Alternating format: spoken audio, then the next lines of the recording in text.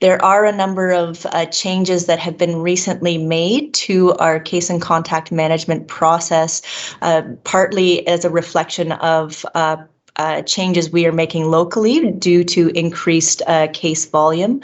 Also, though, related to provincial direction, given provincial case volumes.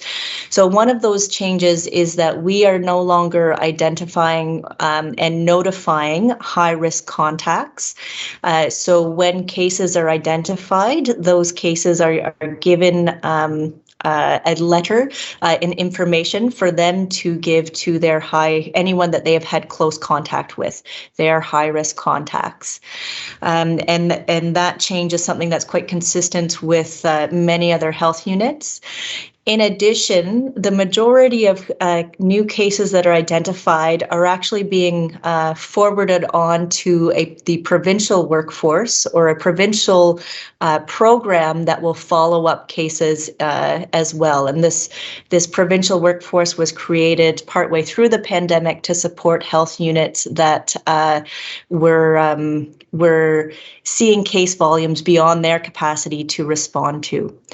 So at the health unit, we're continuing to do case management follow-up for any individuals under the age of 18 or any other high-risk settings such as long-term care homes, retirement homes, group homes, but other average community identified cases are being followed up by the provincial workforce. And so people might be contacted by the province as opposed to the health unit. A couple of, reminders related to that in terms of how it will affect our dashboard. We will no longer be reporting on the number of high-risk contacts identified because we won't have that information available as we're not identifying those high-risk contacts.